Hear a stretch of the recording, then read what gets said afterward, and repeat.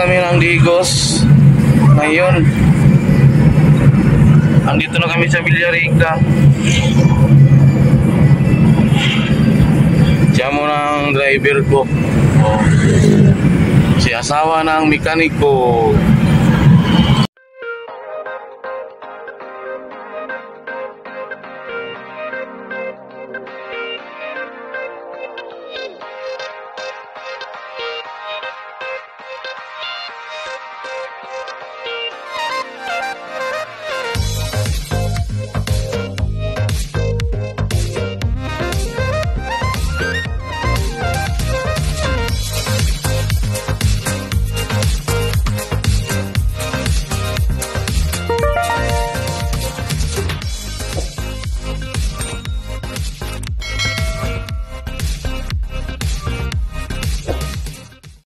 Hello guys, good morning, mapagpalang araw sa lahat. Luzon, Visayas, Mindanao, Team Kuroda, Team Puyatars, Team Epic, Team One Love, at sa lahat ng mga viewers ni Asana Mekaniko, Mega Love, shout out.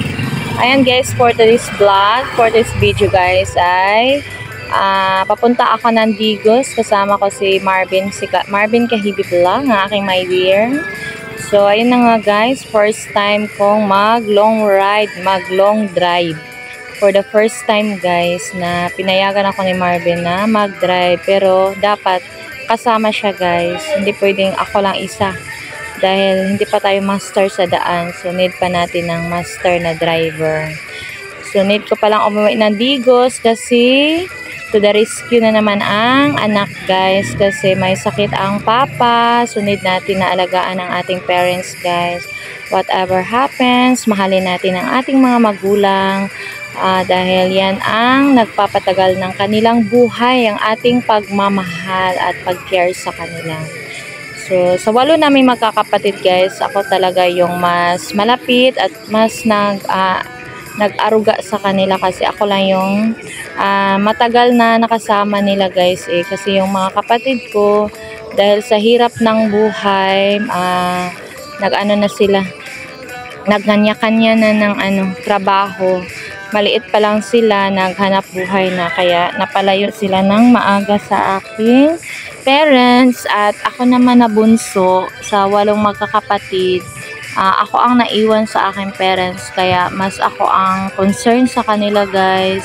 Mas ako yung mas nag-alala sa kanila kung anong dahil malayo kami guys, yung iba na sa ibang lugar na.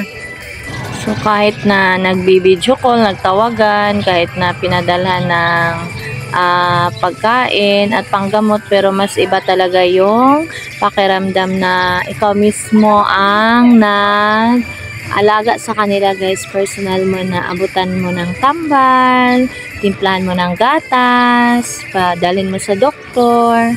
So yun na talagang matagal kong pangarap na sinabi ko kay Kahibi na kahit na may asawa na ako, talagang paalagaan ko yung parents ko. So masaya din ako sa partner ko guys, kay Marvin, na mapagmahal sa magulang, mapagmahal sa kanyang mga manugang, and mahal na mahal niya yung parents ko guys. Grabe ang concern niya sa kung mga magulang ko.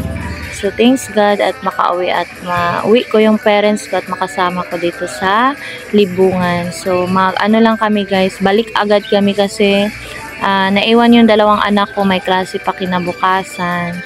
So ayan, super happy, dahan-dahan lang sa highway. Umabot din ng 60 ang takbo ko guys pag walang mga yan, maganda ang kalsada, walang lubak-lubak, at saka wala masyadong sasakyan. So achievement din guys bilang isang baguhan na driver. Char lang.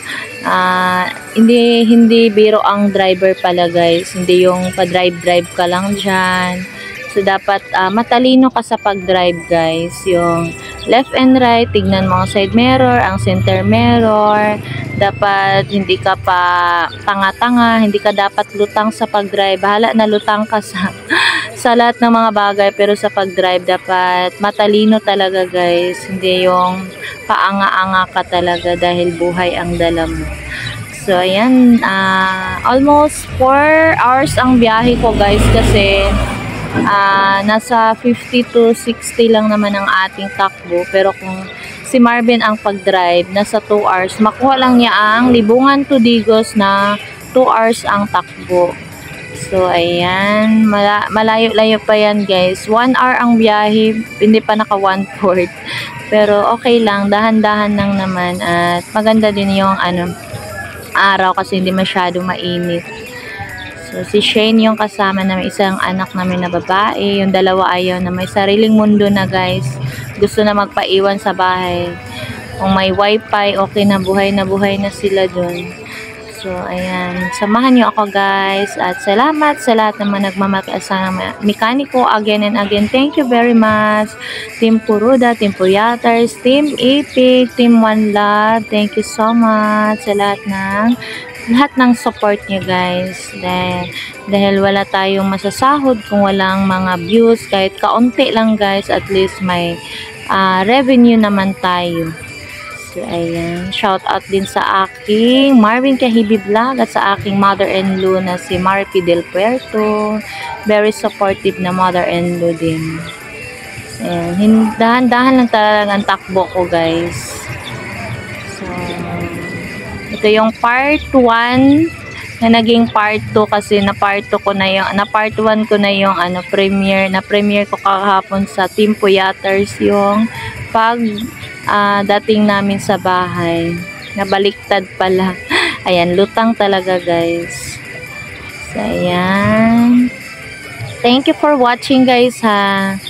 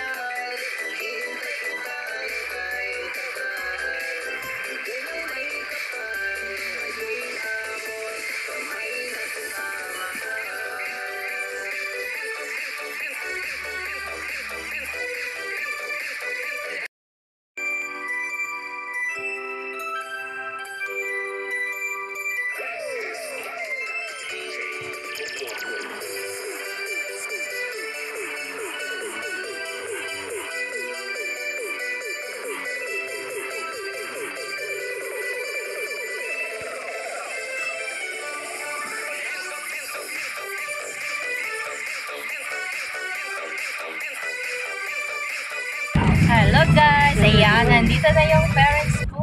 Pauwi na kami ng Libungan. Hello! Yun yung mama at papa ko guys. So, magbakasyon pala sila sa amin kasi hindi na ako makauwi-uwi ng Ticos. Sobrang busy na guys. Sobrang happy kasi makasama ko. Hello guys, good morning. Good morning, good morning. Ayan ang aking mama at papa. Nandito na sa libungan. Ayan si Lulu. Kalado direlo. Mana ako sa lolo ko. Papa ko no. Mama.